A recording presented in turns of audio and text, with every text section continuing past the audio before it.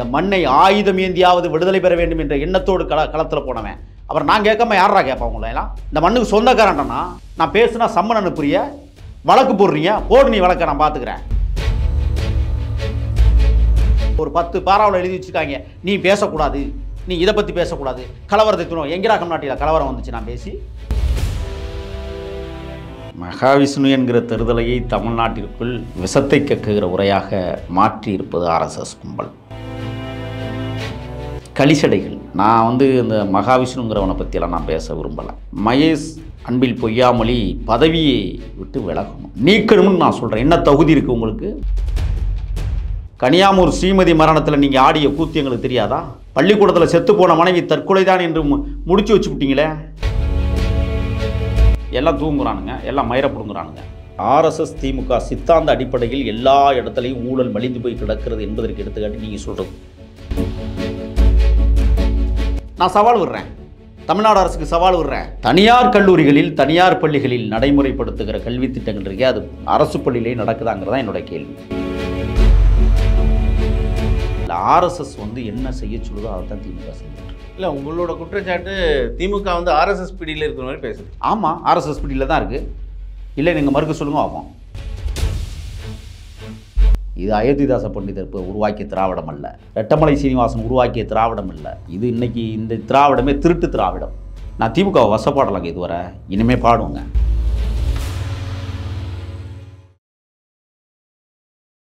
Big Tamil நேயர்களுக்கு வணக்கம். இன்றைய தமிழக அரசியல் சூழலை நம்மோடு விவாதிக்க இணைந்திருக்கிறார் தமிழ் தேசிய போராளி திரு முகிலன் அவர்கள். வணக்கம். வணக்கம். மகாவிஷ்ணு பேச்சு சர்ச்சை ஓய்ந்தபாடு இல்லை, போயிட்டே இருக்கு. பின்னணி என்னதான் இருக்கு? ஏற்கனவே நேற்று உயர்நீதிமன்றம் ஒரு குற்றம் வைத்திருக்காங்க. என்னதான் நடக்குது? மகாவிஷ்ணு என்கிற தெருதலையை தமிழ்நாட்டிற்குள் குறிப்பாக கல்வி நிறுவனங்களுக்குள் கொண்டு இவர் ஆற்றுகிற வீர உரை என்கிற பெயரிலே விஷத்தை கக்குகிற உரையாக மாற்றி இருப்பது ஆர்எஸ்எஸ் கும்பல். அவனுக்கெல்லாம் ஒரு முகவரி கொடுத்து நம்ம பேச வேண்டிய அவசியம் இல்லைன்னு தான் நான் கருதுகிறேன். ஏன்னா பிற்போக்குவாதிகளை பற்றியான ஒரு பிம்பம் நாம் எடுத்து கொடுக்க வேண்டிய அவசியமும் இல்லை. களிசடைகள் கருவாடு எச்சமிடாது என்று தான் கருதுகிறேன். ஆனால் காக்கைகளின் எச்சத்திற்கு ஒரு மதிப்பு உண்டு. ஏன் நான் இதை சம்பந்தப்படுத்துகிறேன்னு சொன்னால், தமிழர்களுடைய வீர மரபுகளில் காக்கையும் கருவாடும் கலந்தே இருக்கிறது. இது போன்ற அயோக்கியத்தரமான விஷயங்களை பள்ளிகளில் இன்றைக்கு நிலைநிறுத்தியிருக்கிறது ஆர்எஸ்எஸ் கும்பல். திராவிட முன்னேற்றக் கழகத்திற்கும் ஆர்எஸ்எஸிற்கும் ஒரு மிகப்பெரிய இரகசிய உடன்பாடு இருப்பது வெளிச்சத்திற்கு வந்திருக்கிறது. ஏதோ திராவிட முன்னேற்றக் கழகம் நாங்கள்லாம் ஒன்றே குலம் ஒருவனே தேவன் என்று பெருந்தகை பேரறிஞர் அண்ணா கூற்றின்படிதான் திராவிட முன்னேற்றக் கழக ஆட்சி தொடர்கிறது என்கிற ஒரு பிம்பத்தை மக்களிடம் கொண்டு போய் சேர்த்து முட்டாளாக்குகிற மோசமான அரசு நிர்வாகம் இன்றைக்கு நடைபெறுவதை நாம் சைதாப்பேட்டை முன்மாதிரி மேல்நிலைப் பள்ளியிலும் இன்றைக்கு அசோக் நகர் பெண்கள் மேல்நிலைப் பள்ளியிலும் அறிய முடிகிறது. இதுக்கு பின்னால் ஒளிந்திருக்கிற சக்திகள் என்ன? நான் இந்த மகாவிஷ்ணுங்கிறவனை பற்றியெல்லாம் நான் பேச விரும்பலை. அவனை இந்த இடத்தில் கொண்டு நிலைநிறுத்தி இருப்பது, அவன் பேசுகிற தோணியை பார்த்தாவே தெரியும். ஏண்டா அறிவட்ட முண்டம், நீ போன பிறவியில் தவறு செய்தவர்கள் இந்த பிறவியில் அனுபவித்து கொண்டிருக்கிறார்கள் என்கிற ஒரு அறிவேக்கட்டுத்தனமான கூற்றை இந்த மண்ணில் விதைக்கிறான்னா, நீ பேசுகிற சொல்லாடலை காதின் வழியாக கேட்க வைத்து பிறருக்கும் வழங்கியிருக்கிற அறிவியல் சமூகத்தை நீ நம்பலை பாரு. நீ பேசுகிறதே அறிவியல் தான், உன்னை பேச வைத்தது அறிவியல். ஆனால் உன் சிந்தனை மூர்க்கத்தனமானது, மூடத்தனமானது. அப்போ இவனுக்கு பின்னால் ஒளிந்திருக்கிறவர்கள் யார்? இதுவரை நான் முதல்ல இந்த கல்வித்துறை அமைச்சர் மகேஷ் அன்பில் பொய்யாமொழி பதவியை விட்டு விலகணும், நீக்கணும்னு நான் சொல்கிறேன். என்ன தகுதி இருக்குது உங்களுக்கு? இவரோட பேச்சுக்கு அவர் பதவி விலகணும். ஆமாம், கனியாமூர் ஸ்ரீமதி மரணத்தில் நீங்கள் ஆடிய கூத்து எங்களுக்கு தெரியாதா? பள்ளிக்கூடத்தில் செத்து போன மனைவி தற்கொலை தான் என்று முடிச்சு வச்சு விட்டீங்களே. எத்தனை மரணங்கள் இதுவரை பள்ளிக்கூடத்தில் நடைபெற்றிருக்கிறது? உங்களுடைய கல்வி நிர்வாகம் தோல்வியடைந்து விட்டது என்பதை ஒத்துக்கொள்ளுங்க. சும்மா அந்த உதயநிதியோடு நான் நண்பேன் அப்படின்னு சொல்லி போர்வையில் இந்த தமிழ்நாட்டை சீரழித்து விடக்கூடாது. தமிழ்நாட்டில் பல பள்ளிகள் இருக்குது, ஊராட்சி மன்றம், நடுநிலை, இப்படின்னு பல பள்ளிகள் இருக்குது. குறிப்பிட்டு ஏதோ ஒரு மூலையில் ஒரு பள்ளியில் நடக்கிற எல்லாத்துக்கு பொய்யாமொழி அவர்கள் பதவி விலகுவது நியாயமாக இருக்குது. சோத்தில் உத்துருண்டு விஷம், உத்துருண்டு தான் கலக்குது. அதுக்காக சோத்தை குறை சொல்லிட முடியுமா? சொல்லுங்கள். ஒரு பானை சோற்றுக்கு ஒரு சோறு பதம் என்பது தமிழர்களுடைய பழமொழி, மறந்துடாதீங்க நீங்கள். பள்ளிக்கூடத்தில் வந்து பிற்போக்குத்தனமான கருத்துக்களை வந்து பேசுகிற அளவிற்கு ஒரு மனித பிண்டம் நடமாறுகிறான் என்றால் நான் என்ன கேட்குறேன்னு சொன்னால், இன்றைக்கி வந்து தலைமை ஆசிரியர் தமிழரசியை வந்து தூக்கி திருவள்ளூர் மாவட்டத்துக்கு அடைச்சிருக்கிறீங்க. அசோக் நகர் தமிழாசிரியரை, அந்த தலைமை ஆசிரியரை, சைதாப்பேட்டை தலைமை ஆசிரியரை வேறு இடத்துக்கு அனுப்பியிருக்கிறீங்க. ஆனால் அந்த தலைமை ஆசிரியர் 6ஆம் தேதியிலேருந்து கையெழுத்து போகிறார் இன்னும் பள்ளிக்கூடத்தில். 7ஆம் தேதி மருத்துவ விடுப்புன்னு ஒரு போர்வையில் ஒன்று எடுக்கிறார், மெடிக்கல் லீவ் எம்எல்னு சொல்லி அவரே அங்கே எழுதி அட்டென்ஷனை வேணால் வெளியிடவா இருக்குது.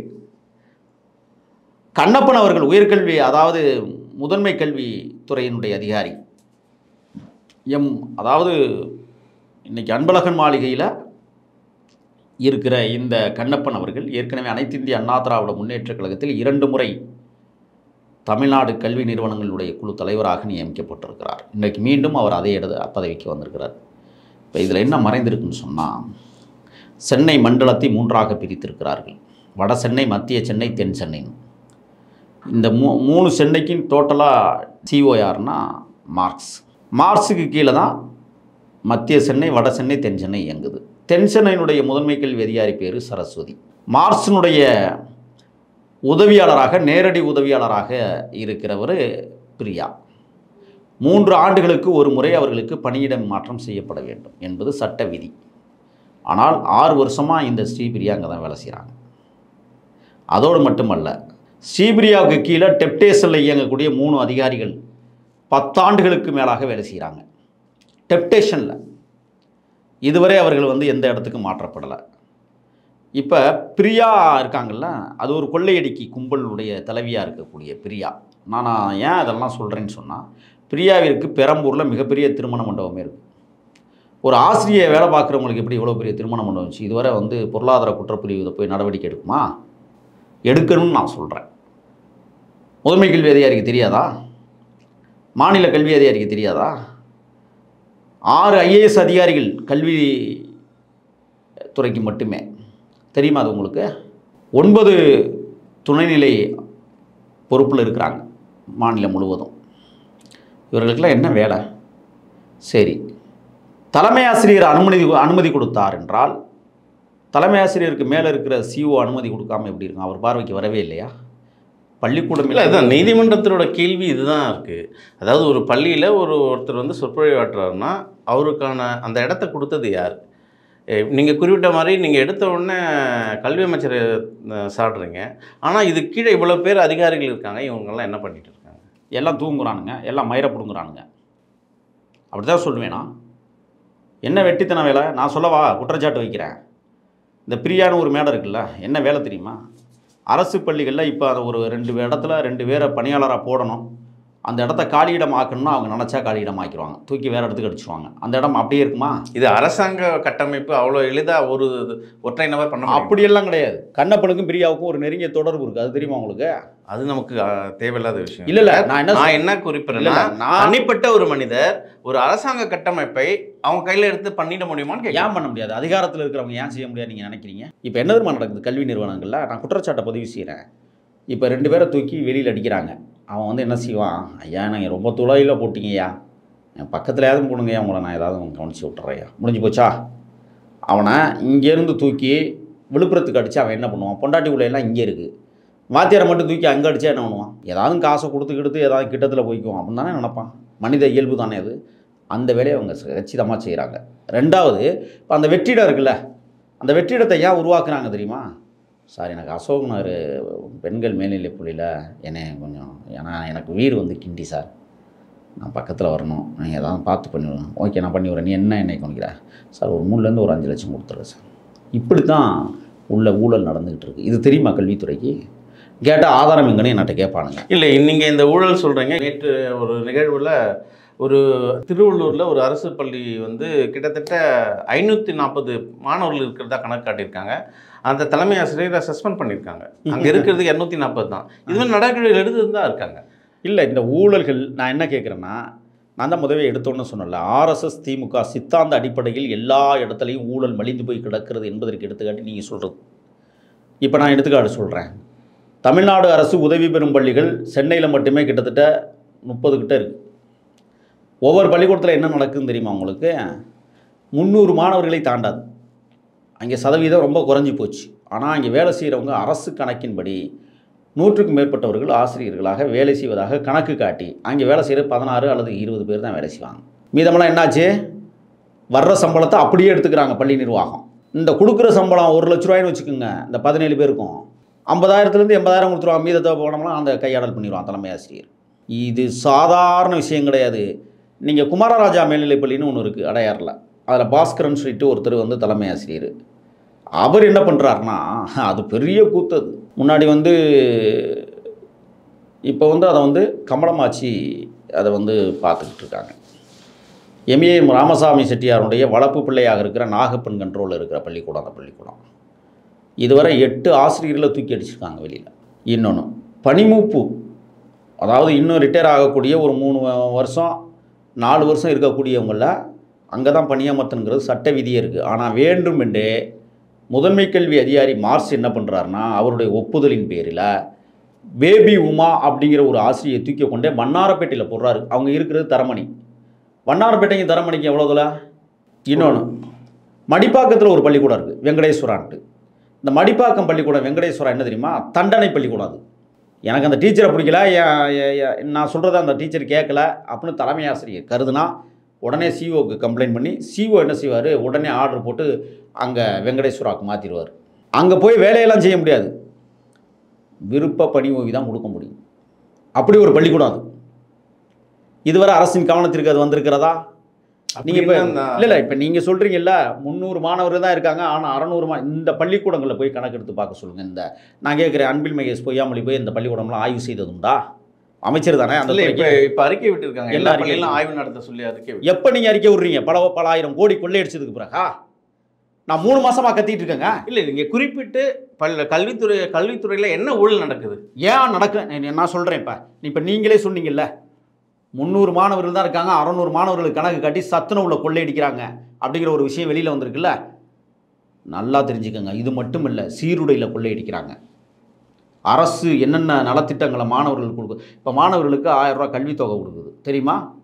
300 மாணவர் தான் இருக்கிறாங்கன்னா 600 மாணவர்கள் கணக்கு காட்டி மீத 300 மாணவர்களுடைய கல்வித்தொகையை கொள்ளையடிக்கிறாங்களா இல்லையா? அதுவும் கொள்ளை தானே. இப்போ தானே அந்த திட்டம் தொடங்கியிருக்கிறாங்க, காலை உணவு திட்டத்தில் கொள்ளை.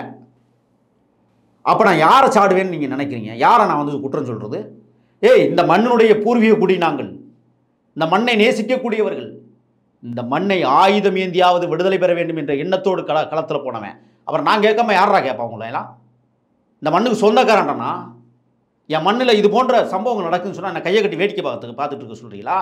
நான் பேசுனா சம்மன் அனுப்புறிய, வழக்கு போடுறீங்க, போடு நீ வழக்கை நான் பார்த்துக்கிறேன். அந்த என்ன சம்மனில் என்ன பின்னாடி ஒரு 10 பாராவில் எழுதி வச்சுருக்காங்க, நீ பேசக்கூடாது, நீ இதை பற்றி பேசக்கூடாது, கலவரத்தை தூணும். எங்கடா கம்நாட்டில் கலவரம் வந்துச்சு நான் பேசி?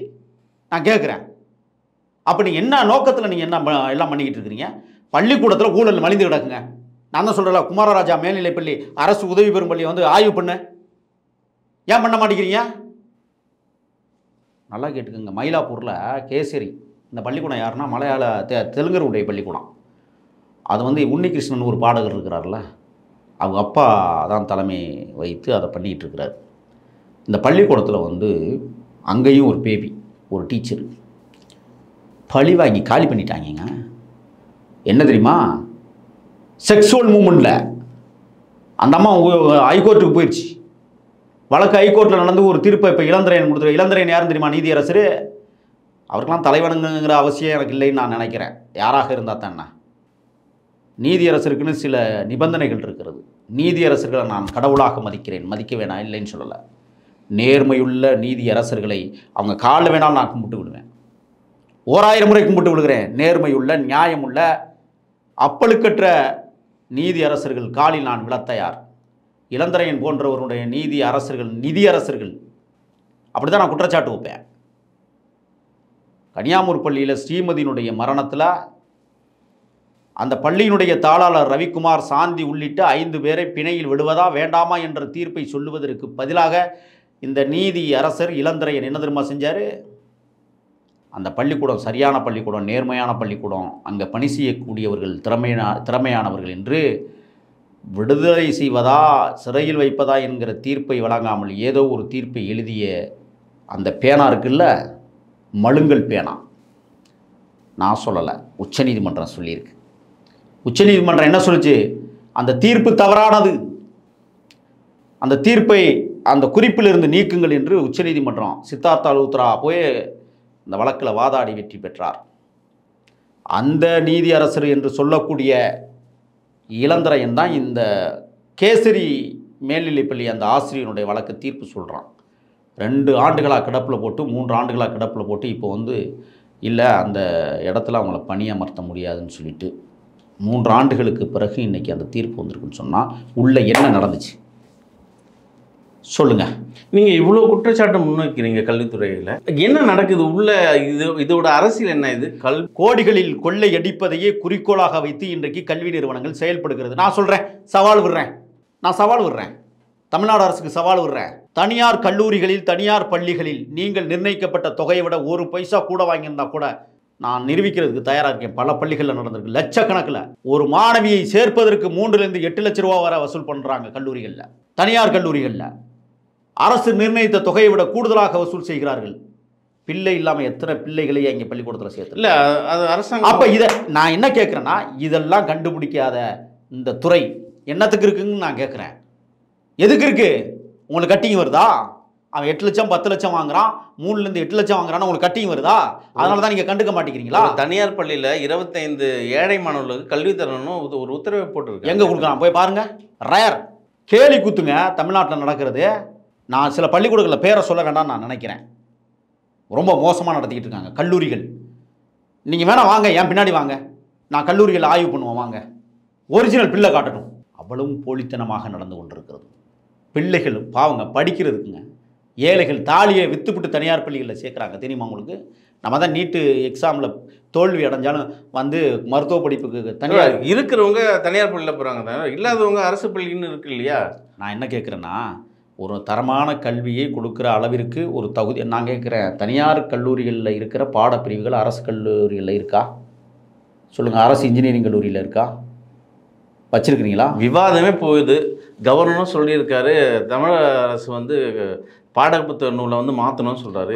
அதுக்கான பெரிய விவாதம் போது தமிழ்நாட்டு பாடநூல் புத்தகம் தான் சிறந்த நூல்னு இந்த பக்கம் சொல்கிறாங்க. நீங்கள் என்னன்னா இல்லை, நான் என்ன கேட்குறேன்னா, பள்ளிகளில் போதிக்கப்படுகிற கல்வி திட்டங்கள் சரியானது. ஆனால் தனியார் கல்லூரிகளில், தனியார் பள்ளிகளில் நடைமுறைப்படுத்துகிற கல்வி திட்டங்கள் இருக்கே, அது அரசு பள்ளியிலே நடக்குதாங்கிறது தான் என்னுடைய கேள்வி. 1.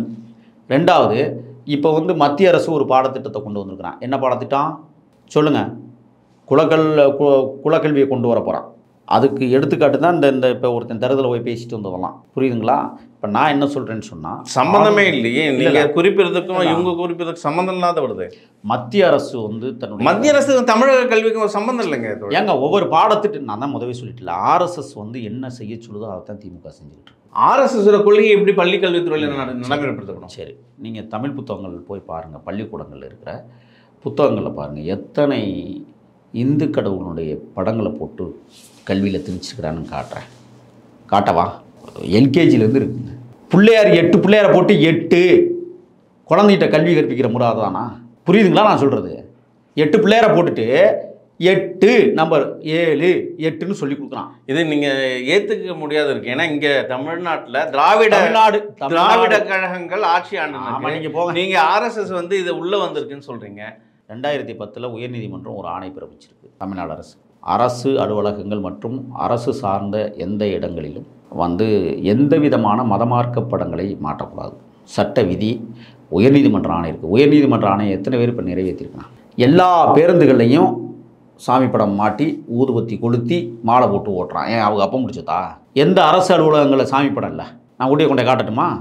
இதுதான் ஆர்எஸ்எஸ்ஸிற்கும் திமுகவிற்கும் ரகசிய உடன்பாடுன்னு சொல்கிறேன். இன்னும் சொல்கிறவா? வேங்கவையில் மனித மலத்தை கலந்த அயோக்கியர்கள் யார் என்பதை இதுவரை கண்டுபிடிக்காததுக்கு காரணம் என்ன? நீ சாதியாகவே இருக்கணும், நீ பிய்யத்தான் திங்கணும் என்கிற கோட்பாட்டு தத்துவத்தை ஆர்எஸ்எஸ் உருவாக்கி வைத்திருக்கிறதை திமுக நடைமுறைப்படுத்தி இருக்கிறது. இதுவரை ஒரு குற்றவாளி நீங்கள் கைது பண்ணீங்களா?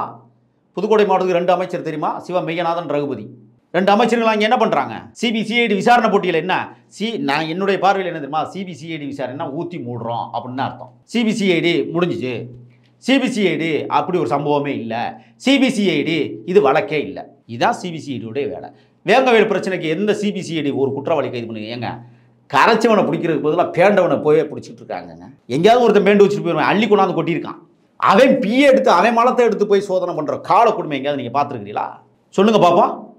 இன்னொரு சம்பவம் நடந்துச்சு இங்கே வேங்கவேல்ல. மலத்தை கலந்தமும் தெரிஞ்சு அந்த தண்ணி பரிசோதனைக்கு உட்படுத்தப்பட்ட பிறகு உடனே அந்த டேங்கில் உள்ள தண்ணியை கலட்டி கீழே இறக்கி கழுவி விட்டாங்க சுத்தமாக. இல்லை, உங்களோட குற்றச்சாட்டு திமுக வந்து ஆர்எஸ்எஸ் பிடியில் இருக்கிற மாதிரி பேசுகிறீங்க. ஆமாம், ஆர்எஸ்எஸ் பிடியில் தான் இருக்குது. இல்லை நீங்கள் மறுக்க சொல்லுங்க பார்ப்போம். வேங்கவேலு அது மாதிரி. நாங்குநேரி பிரச்சனை என்ன செஞ்சு சிபிசிஐடி விசாரணை இதுவரை எந்த நடவடிக்கையும் இல்லை. கனியாமூர் ஸ்ரீமதி மரண வழக்கு சிபிசிஐடி விசாரணை இதுவரை என்னென்ன தெரியல. எனக்கு சம்மன் வந்திருக்கு தெரியுமா? எதுக்கு? கனியாமூர் பள்ளியில் கலவரம் வந்துச்சுல, அந்த கலவரத்துக்கு நான் தான் காரணம். தெரியுமா உங்களுக்கு? கலவரத்துக்கு மொத்த காரணம் நீங்கள்? ஆமாம், நான் தான். கேவலங்க. அந்த கலவரம் நடக்கும்போது நான் சென்னையில் இருக்கேங்க. அந்த கலவரம் வந்து நடந்ததுக்கு பிறகு தான் ஸ்ரீமதியா அப்படி ஒரு பிள்ளை அங்கே இறந்து போச்சான்னு நம்மளுக்கு தெரியும். இதில் என்னென்னா, நான் வந்து ஒரு வலைவலி தளத்தில் பேசியிருக்கிறேன். அதில் பேசுனதில் அவங்க அது முக்கியமான பாயிண்ட்டை மட்டும் கட் பண்ணிட்டாங்க. நீதியரசர்கள் வந்து நிதி பெறுகிறார்கள். ஏன் கேரளாவில் 4 நீதியரசர்கள் நிதி பெற்று தானே உச்சநீதிமன்றத்தால் பதவி தகுதி நீக்கம் பண்ணியிருக்காங்க. அது என்னது? இளந்திரையன் சொன்ன குற்றச்சாட்டு அது என்னது? இதை பற்றி பேசினா அதை மட்டும் உடனே கட் பண்ணி அது ஒரு வரியில் எழுதிட்டான். 16.8 நிமிடத்திலேருந்து 18.2 நிமிடம் வரை நீங்கள் இதை பேசத்தான் செய்வேன். கலவரத்தை தூண்டும் வகையில் பேசுகிறாங்களாம். 2022 போட்ட வழக்குங்க. இப்போ தான் கலவரம் வந்தது தானே பேசுனீங்க. கலவரம் வந்ததை பேசுனதுக்கு கலவரத்தை உருவாக்குவதற்கு முயற்சி செய்கிறோமா? டேய் என்னடா உங்கள் சட்டங்கள்? இன்னைக்கு வந்து சம்மன் வந்திருக்குங்க. 4 பிரிவின்களே என் மேலே வழக்கு பேசியதற்கு. அப்போ பேசக்கூடாதா? கருத்தை தெரிவிக்கக்கூடாதா? சிபிசிஐடிக்கு நான் தாயா வழிகாட்டுறேன். இந்த கோணத்தில் விசாரிங்கன்னு சொல்கிறது நான் தான். நீ அதை சொல்லாதேங்கிறேன். அப்போ யார் சொல்லுவா? அப்போ இதுதான் ஆர்எஸ்எஸ் திமுக உடன்பாடு. சத்தியமாக சொல்ல நான் திமுகவை திட்டுறதே இல்லைங்க. ஏன்னு கேட்குறீங்களா? சரி, ஓரளவுக்கு ஏதோ ஆட்சி நடக்குது அப்படின்னு பேசாமல் இருந்தோம். எல்லாம் கர்மாந்திர ஆட்சிங்கிறது நம்மளுக்கு கண் கூட தெரியும். ஓரளவுக்கு தேவையோ ஏதோ ஒரு சமூக நீதியை பற்றி பேசுகிறாங்களோன்னு நினச்சிக்கிட்டு தான். ஒரு மண்ணாங்கட்டியும் கிடையாது. எந்த சமூக நீதியை பற்றி பேசுனாங்க? என்னத்தோட ஆறும் தேனும் பாலா ஓடுது மக்கள் மத்தியிலன்னு சொல்லியிருக்காங்க. இந்த கோமிகை ஆற்றுல ஓடிச்சில்ல, கள்ளக்குறிச்சியில் பாலும் தேனும் அப்படியே ஆறா பெருக்கெடுத்து ஓடி கிட்டத்தட்ட எத்தனை 81 பேர் செத்துருக்குறாங்களே, அதுவா? அதுதான் உங்கள் ஆட்சியில் பாலும் தேனுமா? சொல்லுங்கள் பார்ப்போம். என்ன கூத்து பண்ணுறீங்க நீங்கள்? முத்தான 3 ஆண்டு கால ஆட்சி திமுக ஆட்சின்னு சொன்னாங்க. முடிவுரை எழுதப்பட வேண்டிய 3 ஆண்டு ஆட்சி முத்தானது இல்லை. ஏங்க நீங்கள் என்னை கோபத்தை உண்டாக்காதீங்க. என்னங்க ஆட்சி நடத்துகிறாங்க நான் கேட்குறேன். என்ன ஆட்சி நடக்குது? எல்லா இடத்துலையும் என்ன பண்ணலை திமுக அரசு? என்ன பண்ணலை? எல்லாமே பண்ணியிருக்கு. என்ன பண்ணலை? எல்லாமே பண்ணியிருக்கு. என்ன பண்ணலை? ஆம்ஸ்ட்ராங் கொலை வழக்கு என்னாச்சுன்னு தெரியுமா? ஊற்றி மூடிட்டாங்க. நான் சொன்னேன்னா உங்கள்கிட்ட முடிஞ்சா. இப்போ வந்து குற்றவாளிகள் அறிக்கை ரெடி பண்ணிகிட்டு இருக்கிறாங்க. ஆனால் குற்றவாளியை பிடிக்காமையே. எப்படி இருக்குது? குற்றவாளின்னு நீங்கள் சொல்கிற குற்றவாளியை பிடிக்காம உண்மை குற்றவாளிகளை இன்னும் தொட முடியல. பிடிக்க மாட்டாங்க அவங்க. எல்லாம் முடிஞ்சிச்சு. நாடு கேடுகட்ட தேசத்தில் வாழ்ந்து கொண்டு இருக்கிறோம் தோழர். எங்கே போயிட்டுருக்கிறோம்னே தெரியல. ரொம்ப மனக்குமுறலாக இருக்குது. நம்ம இருக்கிற இடம் நம்ம கேடுகட்டன்னு நம்ம சொல்லிக்கலாமா? அப்புறம் என்ன சொல்கிறீங்க? தூய்மையான இடத்துல நம்ம இருக்கிறோம்னு நீங்கள் நினைக்கிறீங்களா? நம்ம தானே சுத்தப்படுத்தணும். எப்படி சுத்தப்படுத்தணும்? எல்லா மக்களும் அவங்க சிந்தனையில் அது வரணும். ஏங்க அதிகார வர்க்கமே ஆர்எஸ்எஸ் கும்பல் ஊடுருவி உள்ளே பின்னி பிணைஞ்சு கிடக்கு. இதை நம்ம போக்கணும்னா சாதாரண விஷயம் நீங்கள் நினைக்கிறீங்களா? நீங்கள் ஒன்று தெரிஞ்சுக்குங்க. கருணாநிதி ஜெயலலிதா ஆளுகிற போது கூட இவ்வளோ குத்து இல்லைங்க. எம்ஜிஆர் ஆளும்போது வேற நடந்துச்சு. சத்தியமாக சொல்கிறேன். இன்றைக்கி நடக்கிற ஆட்சி இந்த 10 ஆண்டுகளில் இவங்க படுத்துகிற பாடு எல்லா இடத்துலையும் ஆர்எஸ்எஸ் ஊடுருவி காவல்துறைக்கிலே ஊடுருவி இருக்காங்க. தெரியுமா? அது நீங்கள் 10 ஆண்டுகள் குறிப்பிட்டு பிஜேபியை சொல்கிறீங்க.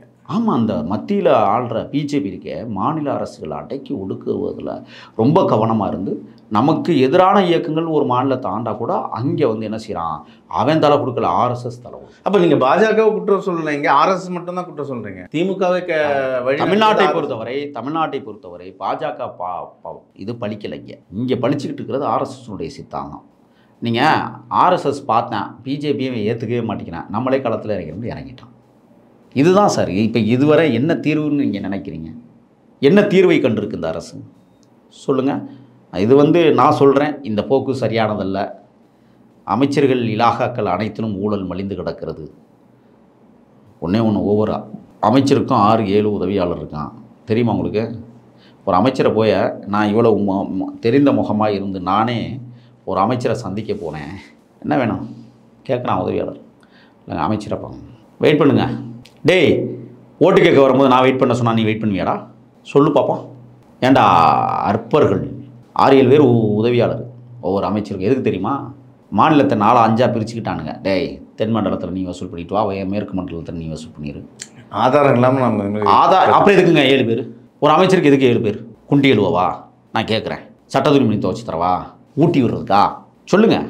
இவங்க படுத்துகிற பாடு சாதாரண பாடு இல்லை. நான் அன்றைக்கி போயிட்டு ஏன்டா போனோம்னா ஆகிப்போச்சு. ஒரு அமைச்சரை சந்திப்பதற்கு கூட தடைகள், அல்லக்கைகள். ஒரு மனுவை கொண்டே கொடுக்குறான். பார்க்குறான், அமைச்சர் பார்க்குறேன். பார்த்துக்குறாங்க, அவ்வளோதான், பார்த்துக்குறாங்க, முடிஞ்சிச்சு. காரில் போனாலும் நிறுத்தி மனு வாங்குறாங்க. யார்? அது எல்லாம் நாடகம், நடிப்பு. எந்த மனுவுக்கு இங்கே தீர்வு கண்டுருக்குறாங்க? நான் திமுக வசப்பாடலாங்க இதுவரை, இனிமேல் பாடுவேங்க. சத்தியமாக சொல்கிறேன், கோபம் வருதுங்க எனக்கு.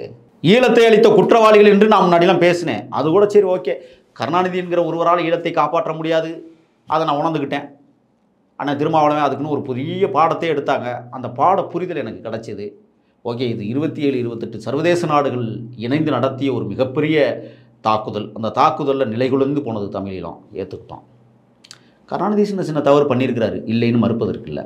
சரி, அதை மறந்துட்டு திமுக ஓட்டு போடணும்னு போட்டால் போட்டவனுக்கே ஆப்பு வைக்கிறதுக்கு இன்றைக்கி பேசினாவே வழக்குன்னு சொன்னால் என்ன இருக்குது? கருணாநிதி இதை செய்வாரா? சொல்லுங்கள். அப்போ உங்களுடைய ஆட்சி நிர்வாகம் எதை நோக்கி பயணிக்கிறது என்றால், உங்கள் ஆட்சியை பற்றி கேள்வி கேட்டால், உங்கள் ஆட்சி நல்வழிப்படுத்தணும், நல்லா நடக்கணும்னு ஆசைப்பட்டால், உங்கள் ஆட்சியில் இந்தந்த தவறுகள் இருக்குது, தயவுசெய்து திருத்திக்கங்கன்னு சொன்னால் நீங்கள் எங்களுக்கே சம்மன் அனுப்புவீங்க, எங்களுக்கே வழக்கு போடுவீங்க. இது என்ன? அப்போ என்ன அர்த்தத்தில் நீங்கள் பண்ணிகிட்டு இருக்கிறீங்க? வழக்கு போடு பார்ப்போம். எத்தனை வழக்கு, எத்தனை சம்மன் போடுவேன், அனுப்பு பார்ப்போம். நீதிமன்றம் இருக்குது எங்களுக்குன்னு. நீதிமன்றம் அப்புறம் எதுக்கு இருக்குது? அங்கே சந்திச்சுக்குவோம்.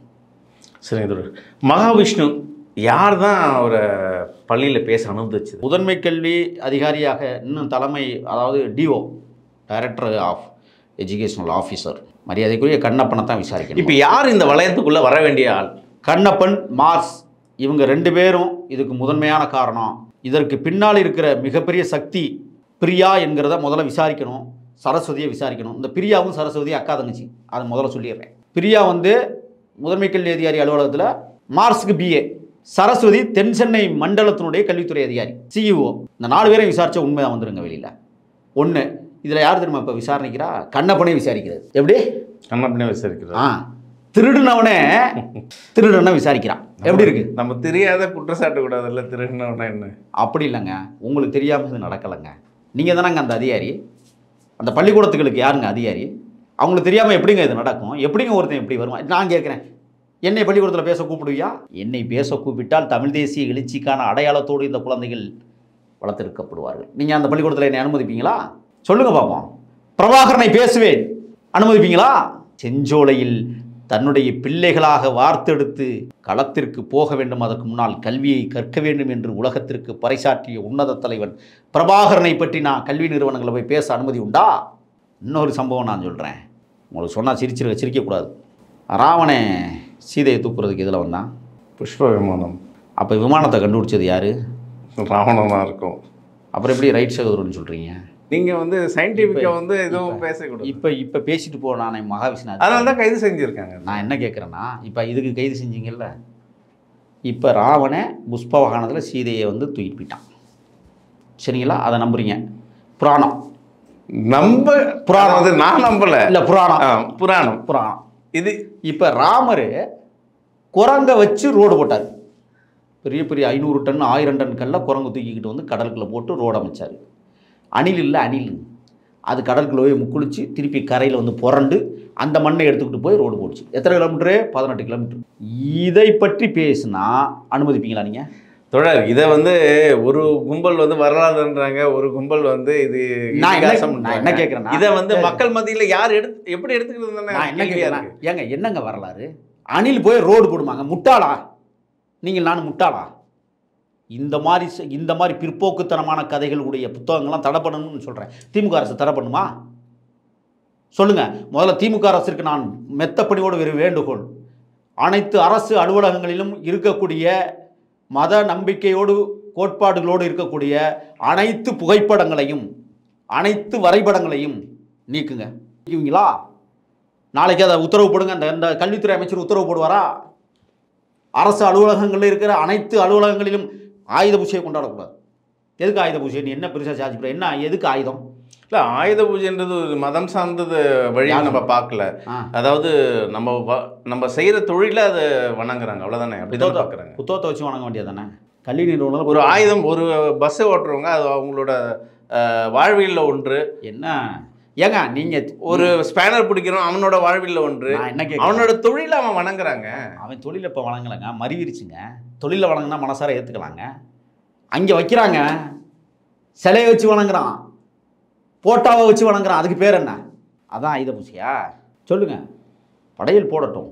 யாருக்கு படையல்? நீ உங்கள் வழிக்கே வர்றேன். இயங்குகிற இயந்திரங்களுக்கு படையல், அறிவியலுக்கு படையல், மகிழ்ச்சி. அங்கே எதுக்குங்க சாமி படம்? அது பேர் என்னங்க? இதையும் இன்னைக்கு மடைமாற்றம் செய்து இந்துத்துவா கொள்கைகள் உள்ளே புகுந்திருக்கிறதா இல்லையா? இது திராவிடத்தில் பயணிக்கிறவங்க எல்லாருக்கும் தெரியும் தொடர். நம்ம அவங்களுக்கு நம்ம பாடம் எடுக்க வேண்டிய அவசியம். திருப்பி நீங்கள் திராவிடம் தயவு செய்து பேசாதீங்க. இது அயோத்திதாச பண்டிதர் உருவாக்கிய திராவிடம் அல்ல. ரெட்டமலை சீனிவாசன் உருவாக்கிய திராவிடம் இல்லை. இது இன்னைக்கு இந்த திராவிடமே திருட்டு திராவிடம். அதை முதல்ல தெரிஞ்சுக்கோங்க. ஏமாத்துறாங்க நம்மளை. என்ன திராவிடம்? பெரியாருடைய கொள்கை அப்படியே. நான் கேட்குறேன், இந்த கி வீரமணின்னு ஒருத்தர் இருக்கிறாரு. ஆர்எஸ்எஸ் எல்லா பள்ளிக்கூடத்துலையும் சாகா வகுப்பு நடத்துகிறாங்கல்ல. இந்த கி வீரமணி சமூக நீதி வகுப்பு எங்கேயாவது நடத்தி பார்த்ததுண்டா? சொல்லுங்கள். தெருமுனை கூட்டம்லாம் நடத்துகிறாங்க. தெருமுனை கூட்டம் எதுக்கு? 3 பேரை வச்சுக்கிட்டு முக்கி கத்திவிட்டு போகிறதுக்கா? என்ன பண்ணுறது? மக்கள் வரலையே. ஏங்க அடிப்படைக்கு நான் கேட்குறேன். பள்ளிகளில் கொண்டு போய் ஆர்எஸ்எஸ் இன்னைக்கு சாகா வகுப்பு எடுக்கிறான்னு பேசிகிட்டு இருக்கிறேன். நீங்கள் போய் தெருமுனை கூட்டத்தில் பற்றி பேசிகிட்டு இருக்கிறீங்க. சொல்லுங்கள். சமூக நீதி பற்றி பள்ளிக்கூடங்களில் போதிக்க வேண்டியது தானே? சாதி இல்லைன்னு போதிக்க வேண்டியது தானே? என்ன செஞ்சுருக்கிறாரு இதுவரை பெரியார்? சமூக நீதியை பற்றி பல புத்தகங்களை நம்ம படிச்சிருக்கோம் இல்லையா? நீங்கள் பார்த்தேன் ஏங்க புத்தகங்கள் படித்து என்னங்க பிரயோஜனம்? இன்னைக்கு பாருங்கள், பிஞ்சுகளுடைய நெஞ்சுகளில் நஞ்சை விதைத்தவன் இன்னைக்கு விதைச்சிட்டு போயிருக்கான் ஒருத்தன், மகாவிஷ்ணு. நான் கேட்குறேன், அந்த பிஞ்சு குழந்தைகளிடம் சமூக நீதியை பற்றி நீங்கள் ஒரு மகாவிஷ்ணு மட்டும்தான் பார்க்குறீங்க. பல மகாவிஷ்ணுகள் தமிழ்நாட்டில் சுற்றிட்டு தான் இருக்காங்க. என்ன பண்ணோம்? திமுக என்ன பண்ணோம் சொல்லுங்கள். திமுகவிலே மகாவிஷ்ணு பல பேர் இருக்கான். நீங்கள் என்ன பண்ணீங்க? மஞ்சள் கயிறு கட்டிக்கல. எந்த அமைச்சர் கயிறு கட்டல? நீதிபதி அரசர் சந்துரு கோட்பாடு அண்மையில் உங்களுக்கு அறிக்கை கொடுத்தாங்களா? அந்த கயிறுலாம் சாதிய பின்புலத்தோடு உருவாக்கப்படுகிறதுன்னு சொல்லியிருக்கிறார்ல. உங்கள் அமைச்சர்கள் கட்டியிருக்கிற கயிறை மரியாதைக்குரிய முதலமைச்சர் எடுக்க சொல்லிடுவாரா? எதுக்கு கயிறு கட்டுறாங்க? பைத்தியமா? தனிப்பட்ட நம்பிக்கை இல்லையா? என்ன தனிப்பட்ட நம்பிக்கை? ஒரு அமைச்சர் தனிப்பட்ட நம்பிக்கையா? நான் கேட்குறேன், சொல்லுங்கள். தனிப்பட்ட விஷயங்கள் என்பது தனியாக இருக்கணும். நீங்கள் கயிறு கட்டுறது எதை அடையாளப்படுத்துது? அப்புறம் நீங்கள் இதுக்கு அப்புறம் ஒன்றே குலம் ஒருவனே தேவங்கிற ஒரு இயக்கத்தில் பயணிக்கிறீங்க. என்ன விளையாடுறீங்களா? நடிக்கிறீங்களா? ஏமாத்துறீங்களா எங்களை? அப்படின்னு பார்த்தா அதிமுகவில் இருக்கிறவங்க மொத்த அமைச்சர் கயிறு கட்டின்னு இருக்காங்க சார். அவன் நான் சொல்கிறேன், அதிமுக வேறு. அவன் சமூக நீதியை பற்றி பேச மாட்டாங்க. அவங்க கடவுள் இல்லவே இல்லைன்னு சொல்ல மாட்டாங்க. புரியுதுங்களா? இங்கே தான் இதெல்லாம் பேசுகிறாங்க. இங்கே பேசுகிறவங்களை தான் நம்ம கேள்வி கேட்குறோம். பேசாதவங்களை பற்றி நம்மளுக்கு கவலையே இல்லை. நம்ம ஆர்எஸ்எஸை திட்டி என்ன பண்ணலாம்? அவன் அந்த கொள்கையில் இருக்கான். பிஜேபி அவன் அந்த கொள்கையில் இருக்கான். சமூக நீதிக்கு எதிராக இருக்கக்கூடிய இயக்கங்கள் நாங்கள் தான் சொல்லி அவன் பறைசாற்றான். அதனால் அவனை விமர்சனம் பண்ணுறதோட வசைமொழி பாடுவது வேறு, விமர்சனம் என்பது வேறு. அவங்களெல்லாம் விமர்சனத்துக்குள்ளாக்குறோம். வசைப்பாடுவது யாரை? நான் இந்த கொள்கையில் இருக்கிறேன், இறைமறுப்பு கொள்கையில் இருக்கிறேன் அப்படின்னு சொல்லிட்டு இருக்கிற எல்லா கோயிலும் போய் தச்சனை வைக்கிறேன். அது என்ன கோட்பாடு? அப்புறம் எதுக்கு நீ பேசுகிற? அப்போ நீ ஏமாத்துறான்னு தானே அர்த்தம். அதனால் தமிழ்நாடு அரசுக்கு மெத்த பணியோடு சொல்வதுன்னா, நான் அறிவுரை சொல்லுகிற இடத்துல இல்லை. நீங்கள் செய்வது தவறாக தெரிகிறது. மக்கள் திட்டுகிறார்கள். மக்களோடு மக்களாக பயணிக்கிற என் போன்றவர்கள் காது கொடுத்து கேட்க முடியல. இந்த அரசு இனிமேலாவது விழித்து கொண்டு நல்லாட்சியை தர வேண்டும், நம்பகமான ஆட்சியை தர வேண்டும். நீங்கள் நீண்ட காலம் இந்த மண்ணில் ஆட்சி நடத்தணும்னா இனிமையாவது ஒழுங்காக நடத்துங்கன்னு தான் சொல்கிறோம். பார்ப்பந்தோழர், மகாவிஷ்ணு வழக்கு நடந்துட்டு இருக்கு. அதை பற்றி அடுத்த நிகழ்வில் நம்ம பேசலாம். திமுகவுக்கும் சரி தமிழக அரசுக்கும் சரி பல கேள்விகளை முன் வச்சிருக்கீங்க. அவங்க தான் பதில் சொல்லணும். உங்கள் நேரத்தும் கருத்துக்கும் மிக்க நன்றி.